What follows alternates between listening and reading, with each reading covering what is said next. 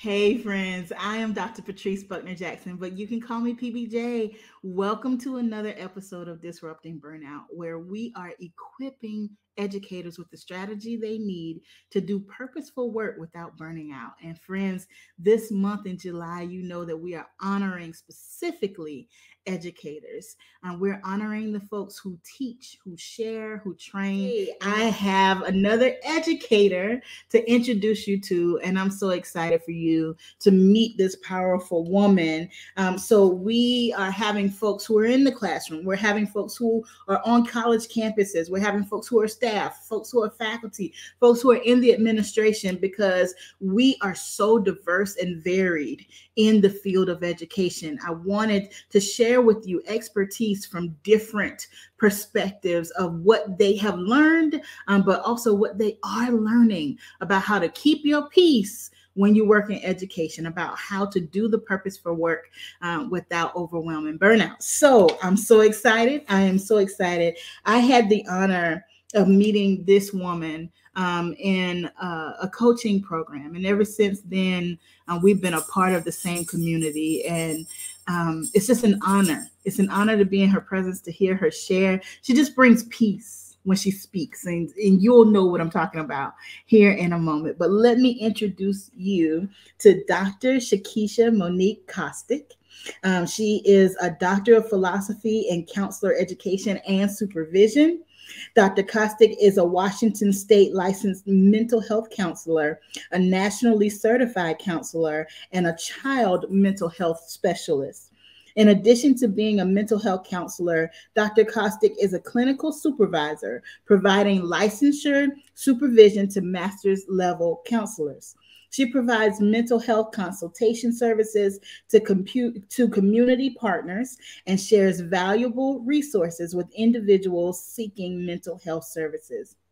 With a specialization in counselor education and supervision, Dr. Costict's research focuses on determining whether the stigma associated with seeking mental health services played a role in African Americans becoming mental health counselors. Ooh, that's good. Dr. Costict currently holds a role of teaching faculty to master's level counseling students, where the focus is to support the development of mental health counselors through mentorship, faculty, and administrative engagement. Dr. Shakesha Costict, welcome to Disrupting Burnout. Thank you. Thank you so much for having me. It is such an honor. It's such an honor to have you here, and I look forward to what you will share. So let's get into it by you telling the people. Now, I read your phenomenal bio, and I know this is just a snippet. It really is. But tell the people who you are. Whew. All right. First and foremost, thinking about that, I'm a child of God. And I think that I know that's what outlines who I am beyond, every accolade or any mention of what I do professionally. And after that, I'm Dr. Shakesha Costict. I say that proudly because as you know, just starting to get into the feeling of this is who I am. It's beyond the profession. It's the work that came up until this point that has allowed me to proudly say, you've earned this. This is who you are. And I'm just kind of in this place where I'm continuing to learn who I am and to figure out who I am.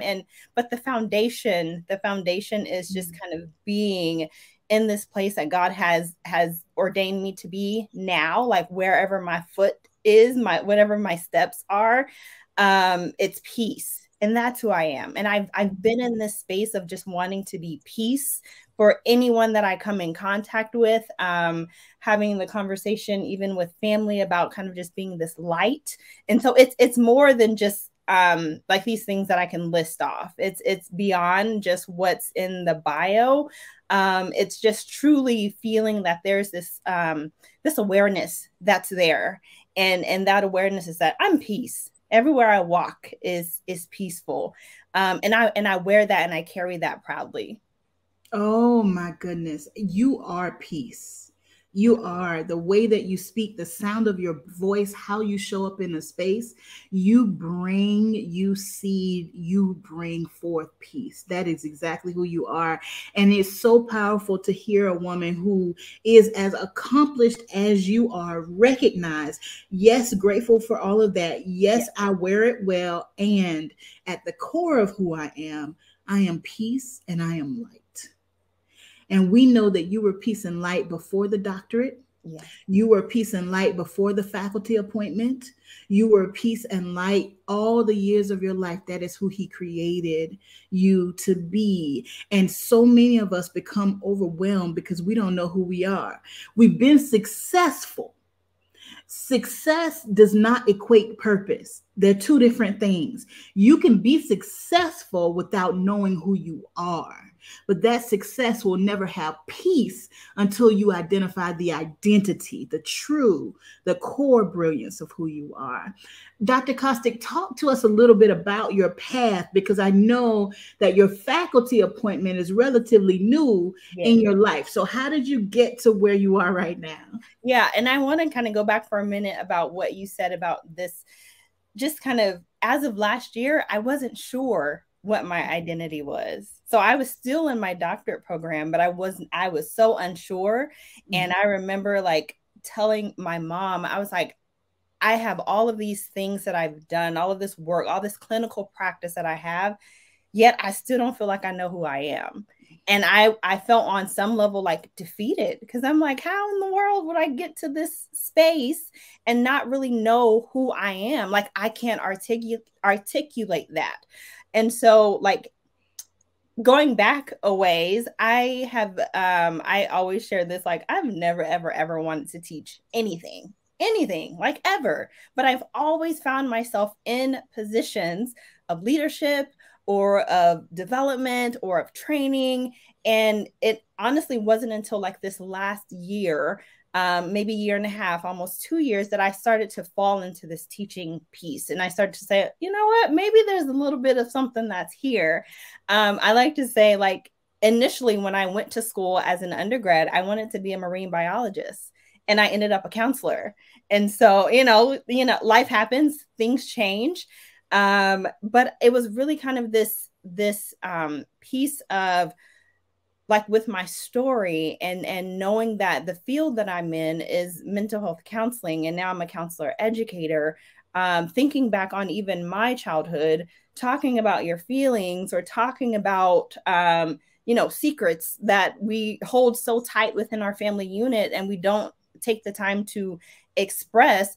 It wasn't something that happened. It wasn't something that, like, I had never, if I truly think back, up until undergrad, I don't think I've ever really heard of anybody say anything about counseling. And now that I think about it, it's so foreign to me. Like, how in the world did we go through life not talking about this? But that was the time, that was kind of the space that, as a community, as an African-American community, that we were in. And if you have had generations of people not having these conversations, then why would I know about it? And so it really wasn't until I was in my senior year of high school, and I took a psychology class. And again, I went to undergrad to be a marine biologist, but that didn't pan out. And there was a counseling course, and I was like, you know what, let's try it out. And that's what led me on this path of being a counselor. And I've practiced clinically for 10 years.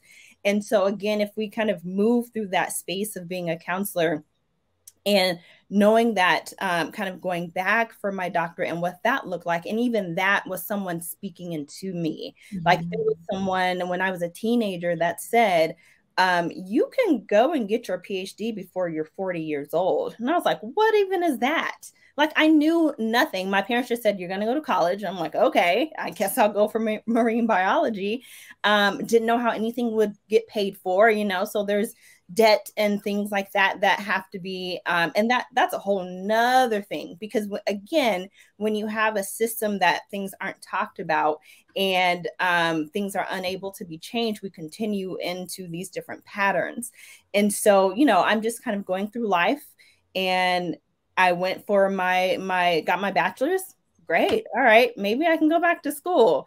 Well, and at that time, it was like, you can't really make a whole lot of money in the counseling field without having a master's. I mean, still, that's a whole nother topic of conversation.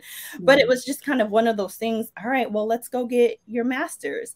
And so I did that. And then I was like, oh, what about it? So, you know, this was spoken over my life when I was a teenager. And now I'm in my, you know, late 20s, early 30s. Like, why won't I? Why can't I? Like, and again, this piece of no one has done it before me. And so being like this first time college graduate, and then the first one to get a master's, and looking at this space that I'm in now, and knowing that going through the PhD program, at first it was easy, and then it got really hard. And then I started to find myself in a space where when I was in first grade, my teacher told my mom and my aunt that, paraphrasing, I'm going to struggle. I'm not going to be able to amount to a whole lot of anything. Again, which is another layer of a story that many of our children are told. And knowing that even when I was in my PhD program, what came up for me, thinking back to grade school, I had a reading comprehension problem. And so as I was going through this research and trying to really kind of dive deeply into the research and truly understand it, the fear that came up was, I don't understand any of this. Why am I even here? Do I even belong? Like all of this self-doubt. Thankfully, I have a praying mama and daddy. And there were moments that we all fasted together and we said, you're going to make it through this quarter. And I was like, all right, God, I don't know how this is going to work, but you know, we're going to do it. And throughout that entire time, where the teaching piece comes into play is because for a while I was struggling, trying to figure out, like, what do I even research? And one thing I knew, I didn't know there was research behind it, but what I knew is that within the African-American community, there's stigma there. And what the professors were saying at the time was, okay, now back it up. Like, I already know this. How do I back it up? But again, no one prepared me to go on this journey. So I wasn't sure like what to expect. And so once I really started to dive into and do the research and have the interviews, I learned so much. And I, again, child of God, person of faith, that's where my foundation is. I also became aware of this piece, that's this underlying piece of, especially within some in the African-American community, with the church and with counseling and with the stigma and with, we'll take it all to God. Yes, I'm gonna take it all to God, but he also put me in this space to be able to kind of hold a space for those who sometimes feel like they can't pray about it, or they can pray about it. But I also, it's almost that analogy of, we have a doctor for a reason. We can still pray to God to heal us, but we still have a doctor that we still have to go and get a checkup from. And so kind of putting all of that together, what I found was, as I worked through my doctorate program and I began to even work with master's level students, I said, ooh, there's something here. And ooh, there's not really any Black people, especially in my area. So I live in the Pacific Northwest. So we're like all the way on the other side of the state. And the city that I live in is much less diverse than, I'm about 4 hours from Seattle. So much less diverse than even that side of the state. And so knowing that, okay, there's nobody else that really looks like me that I've been able to come in contact with. So how do I expect to diversify this counseling profession if there's nobody else that looks like me? And so part of the teaching piece came up for me because I wanted to make sure representation was there. And although right before, like 2 months before I finished school, I didn't know I was almost finished. I wanted to give all the way up. I said, I can't do this. I'm so done. It had been a number of years. And my boyfriend, he was like, you can give up. And I said, no, I can't. Like, why would you say that? And he said, no, you can. If you want to give up, you can. And I was like, you know what? Thanks. Because that's what I needed to hear, because no, I can't. I'm too far along this journey. And I know he said that as a way to like give me a kick in the butt, like, girl, come on. Yeah. But even that piece, within 2 months, I was finished. And then I was like, wow, wow, it's done. And then kind of hearing people just, and it wasn't again about like the congratulations, but part of it was because I don't see this. And so the kids around me, they don't see it. And so now I'm in a place where I can go into the classroom and I can authentically be who I am. And that's one thing you told me. I don't think you remember the end of last year. And you made a statement about like, and I had it in my mind this morning. And of course, I'm going to forget it right now. But it's really about not losing who I am once I am in this space of education and higher education. And I have to say, I am newer to this teaching the faculty piece, but it was so refreshing to be in a class and to see students that look like me, and to hear one of the students with my natural hair out, to hear one of the students say, wow. And I knew exactly what was hit. The student wasn't on mute. And so everyone else kind of heard it as well. But I don't think everyone else understood what it meant.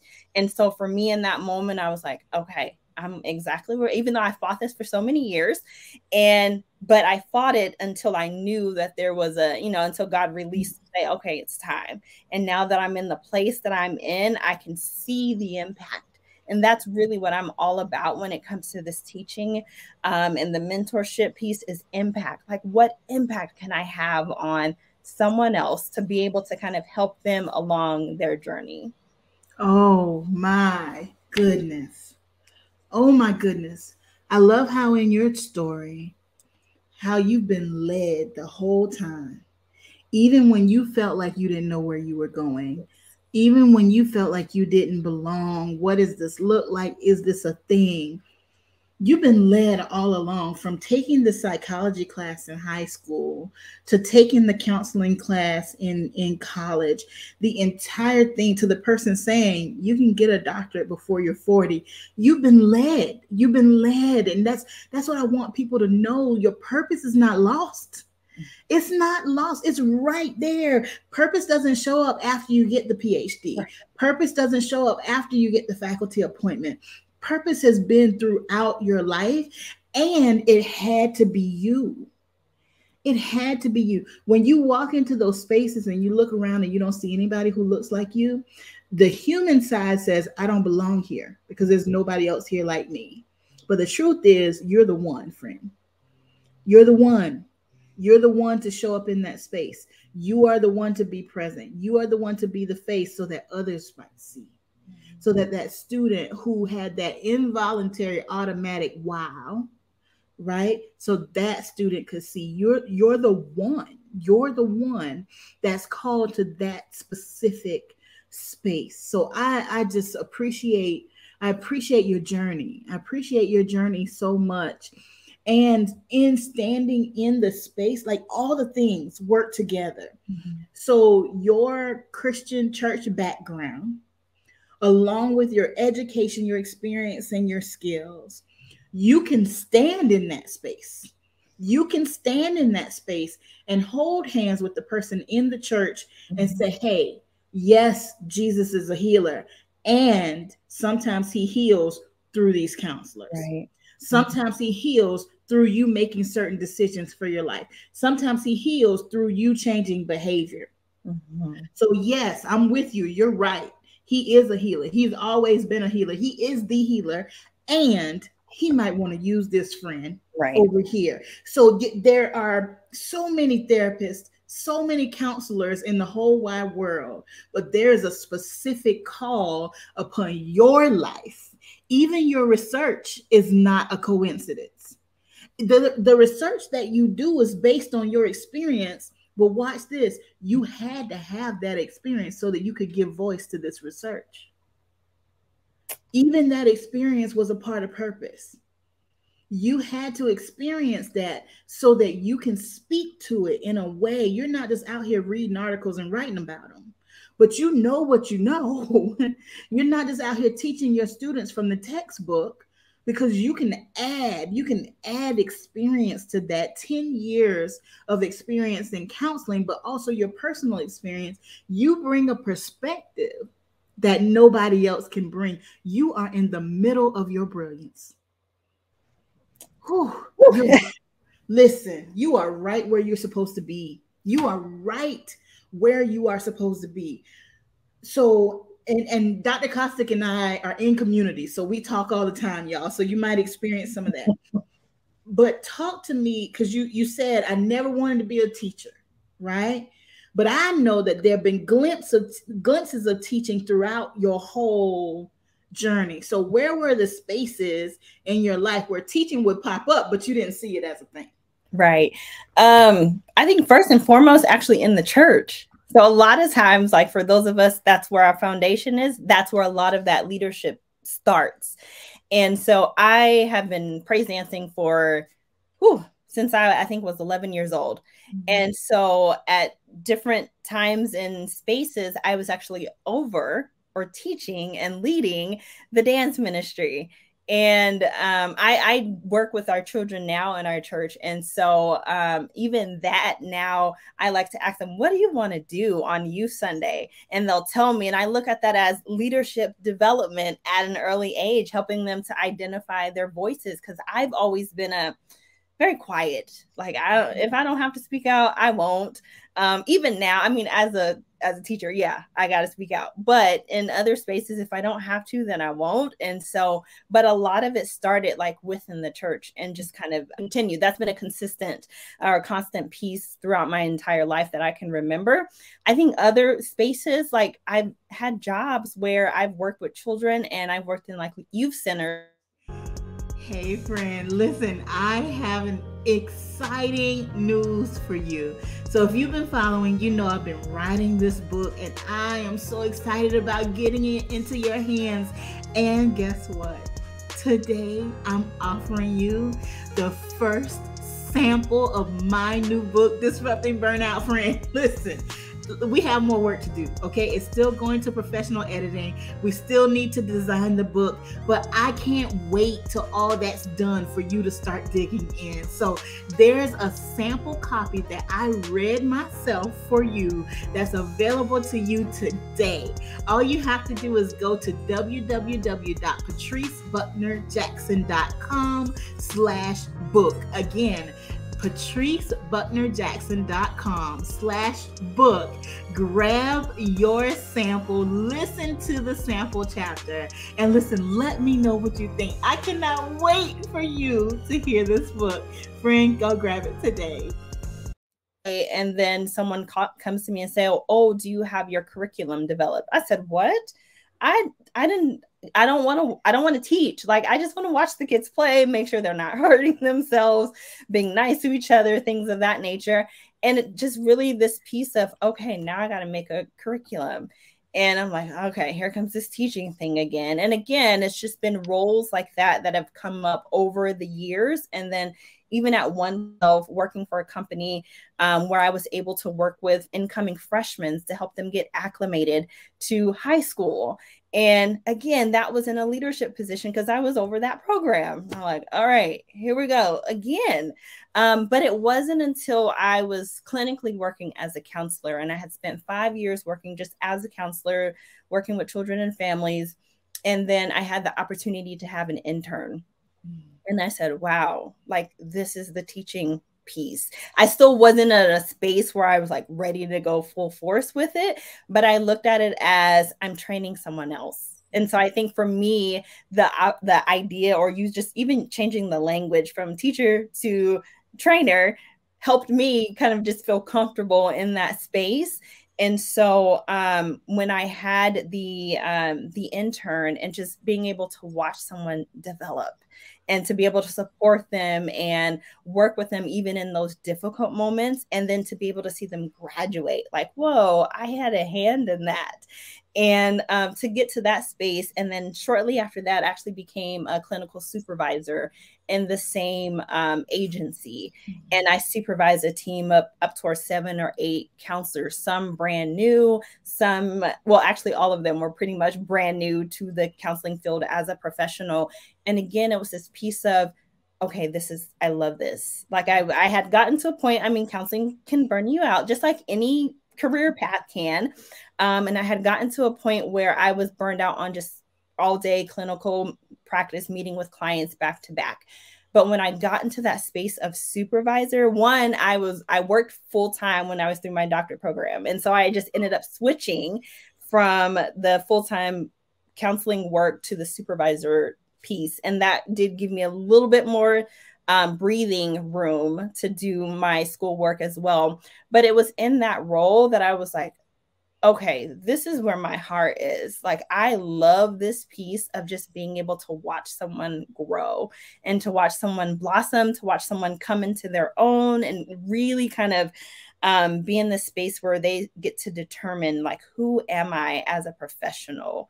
And so as I went through that role for 5 years, and it was at the end of once I finished school, I remember looking at my supervisor at the time and I said, I'm not going to be here by the end of the year. And that was maybe in March or April. That was before I finished school. I knew I was finishing, but that was before I finished school. And I just remember saying that to everyone, like, I'm not going to be here by the end of the year. And then it came time. And it was one of those situations where I was so content. I was so, like, I knew that job like the back of my hand. And it was like, okay, but there's more. Like, if I stay here, I'm doing a disservice to myself. I'm doing a disservice to the person who's coming behind me and to whoever I'm meant to impact in the future. And so, as difficult as it was, and I left, it's great to be in a space where you can leave on such a high that if anything ever happened, I don't think they would hesitate to have me back. But I think the most important piece of all of that is when I left, as a supervisor, my goal was to always work with my staff so that one day they can take my position. And so when I left, it was one of my counselors that I had worked with for like 3 years at that point who actually stepped into that role of supervisor. And she and I still text to this day. I think I texted her last week, hey, how are things going? And her message to me was, thank you so much for everything that you taught me, because I'm able to utilize that now in the work that I'm doing. And so even when I think about like the role of teaching and of leadership and what that looks like, I always say, I want you to be able to step into my position, because that means I'm going somewhere else and then you're moving into the next. And even when I was a counselor and even as a supervisor, I would work with clients and I say, I want you to work me out of a job.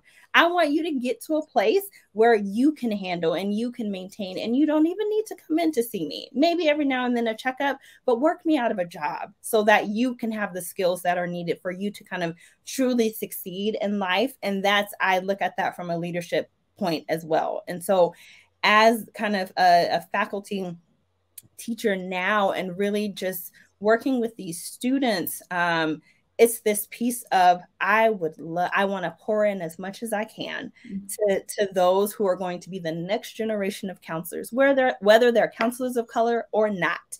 I want you to be in a space to where you truly can say, I've received the best education that I can from this university because of this particular educator who felt the need to pour deeply into me. And it's amazing. And although like I recently started, it's been almost a year now, just this piece of just listening to the students give their feedback. And I'm like, whoa, like, I don't seem like I'm brand new. Like, I feel like it seems as if I know what I'm doing.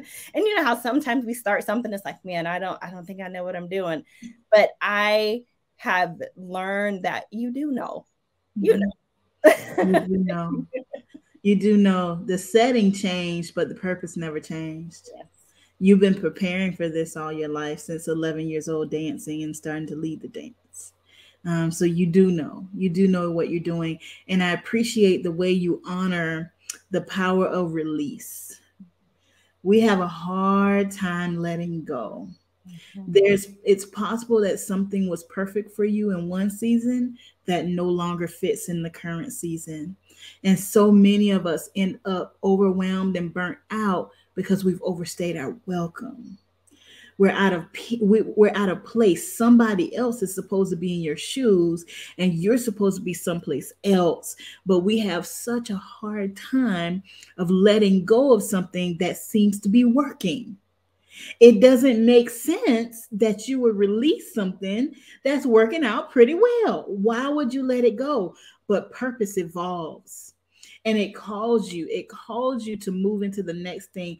I love your philosophy of work me out of a job. I love your philosophy, because not only does that create loyalty between you and your team. So, leaders, supervisors, department chairs, I hope you're listening.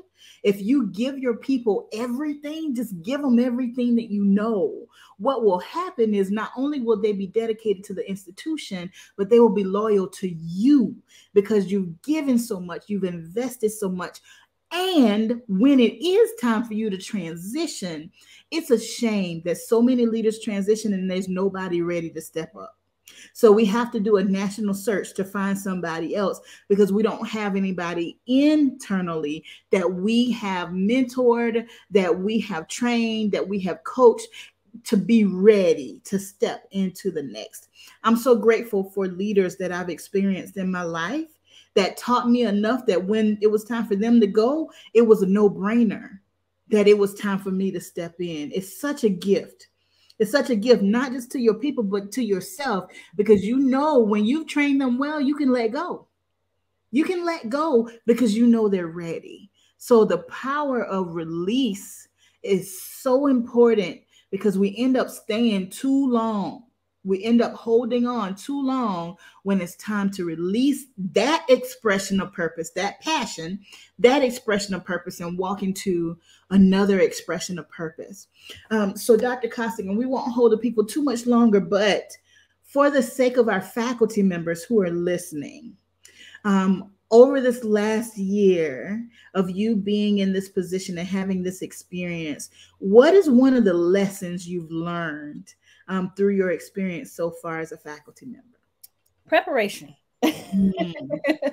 I think for me, just I'm a preparer in so many ways anyway. And so I often say, like, if I don't know what I'm talking about when I go in front of the students, then how do I expect them to truly understand? And so for me, it takes time to just prepare, like, what's in front of me. What does the syllabus look like? How am I going to explain the information? How can I make it so that I'm speaking in a way that's easily understood?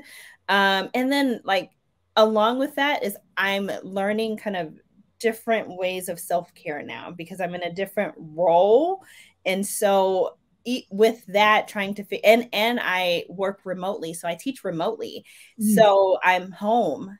Before I was in an office when I practiced clinically. Now I'm home full time, and trying to figure out boundaries. Like my quarter just started, and I was teaching and meeting with some students yesterday, and we talked about time management and boundaries and what does that look like. And for a second, I was like, sometimes I still struggle with this, because I'm still I still feel new, but then I also feel as if I'm starting to kind of really settle into the space. And so sometimes when I still feel new, I'm still trying to figure it out and put all the puzzle pieces together. And I have learned that for me, it really does take time, or at least I think it takes time. Although, the chair and other people, and they might say, okay, here, do this, here, do that. I'm just like, whoa, hold on. That's not how I operate. So trying to balance it all, like knowing that I have a time limit, that's different now, but I also have to make sure I'm taking care of myself. And what does that look like? And so I have often found myself so overwhelmed that I just burst into tears. And then I'm calling my mama, and then I'm listening to my music, and then I'm doing whatever I need to do to try to settle myself. And I almost found myself in that space within the last couple of weeks. And I was proud of myself because I didn't go there. Like normally I would go there and I'm like, oh my gosh, like what do I do and all this? But I didn't. I think I took a moment and I thought about what was happening. Like, okay, I've been here before. What do I need to do to make sure I don't become so overwhelmed again that I can't manage? And in that time, I think I either wrote down a list or I thought about my list of what are these things that I need to do to finish up this quarter and prepare for next quarter. What can I do in this allotted time that's going to help me manage so that I don't feel overwhelmed? And when I did that, I was like, oh, okay, this feels good. I think another piece too, being a counselor, I have a counselor now. So that has helped me a ton. And I would often share with people like, oh, you need to go to counseling, you need to do this. And I was never doing it. Like, I also had that stigma, even though I wrote about the stigma, I also had the stigma. I also had the fear. I also had the hesitation. But I've noticed that has just allowed me to free so many things, and just to be in a space where I can truly be open to receive whatever's coming my way and notice the impact of the things that's happening. And so what's happened and helped during this phase of teaching now is that I've just found the moments of peace.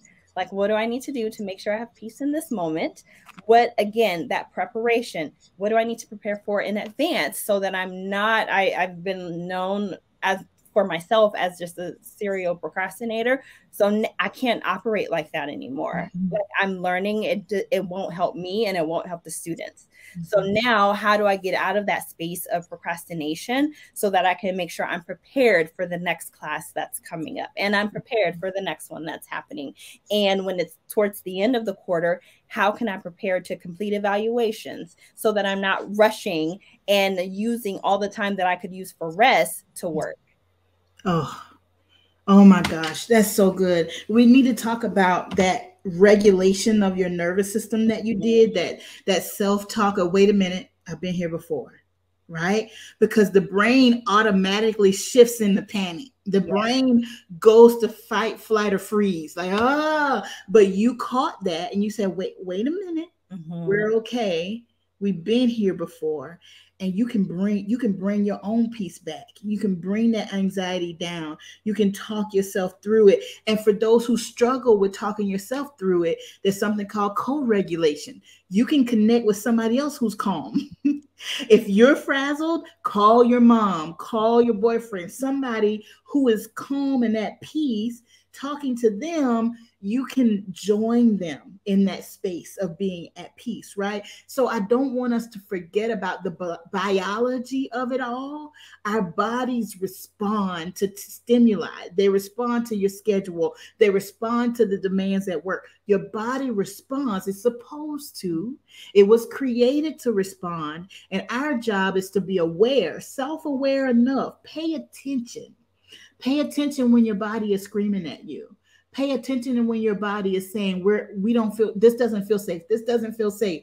Pay attention, assess the situation, and then respond in a way that, one, you are safe, but two, it helps your nervous system calm down. So I love that. And you're getting a counselor for yourself. People, you heard me say it, but you need a personal care team. You need a counselor, you need a coach, and you need a community. Everybody. You need a personal care team. If you're taking care of everybody, who is taking care of you? And I'm with you, Dr. Costict. It took me 20 years to go to therapy. I walked students to therapy. I convinced them to go to the counselor, told them all the benefits of going to counseling. I helped them understand that counseling is not necessarily meaning they're broken, but you need maintenance. You need a process for processing. I did all of that talking, but I wasn't practicing what I preach. And once I hit burnout, I started going to counseling for myself. And I will never not have a therapist in my life, whether I'm going monthly or every week, or whether every 3 months, whatever is needed in the system in that season, that changes, right? But I will always have a therapist in my life that I can connect with and get that maintenance, that support, that processing place that I need so that I can continue to share. Listen, I know we've got to let you all go, but this is so good. Dr. Costict, let's close like this. Some folks have started their quarter like you. Some folks are leaning into fall. It's almost time. Think about a new faculty member. Somebody has just started. Maybe they're about to walk into their first semester. What piece of advice would you give them about walking in with their peace and keeping their peace? Lean on your support system, whether that's a other faculty members, which I'm very thankful for. I have that support system, whether that's your community, so maybe your family and friends, and I have that as well. Whether that's your faith, whatever faith you subscribe to, or whatever your belief system is, like leaning in to that is going to be helpful. Because for me, going in, I was frazzled. I was excited, but I was frazzled. Like there's so many new things. Like, what do I do? Where do I go? Who do I turn to? And so knowing that I had that support system in place has been extremely beneficial, because I can go to anyone on the team and have my questions answered and not feel as if I'm being a burden to someone. And so that's the other piece. Don't feel as if you're a burden. You're not. You've been placed in this position for such a time as this, for a specific reason, for this particular season, to be able to pour into and reach out and grab someone else's hand to join them along this journey. So have that compassion, have that empathy, have just that love and passion for the work that you do, because that's what's really going to shine through. So know that, lean into that support, utilize whatever you need to so that you can feel comfortable in the space that you're in, and know that you are in a space that will impact the next generation. Yeah, absolutely. Lean in and know your why. Know what you bring. It's so beautiful. Listen, we are so grateful for you all sharing the space and time with us. Dr. Costict, I am so grateful for your wisdom and for your journey, your testimony. It's freeing somebody. I know it is. I know it is. And you are right where you're supposed to be. And that's a beautiful place to be. So thank you for sharing with us today. So grateful. All right, friends, as always, you are powerful, you are significant, and you are loved. Love always. PBJ. Bye, everybody.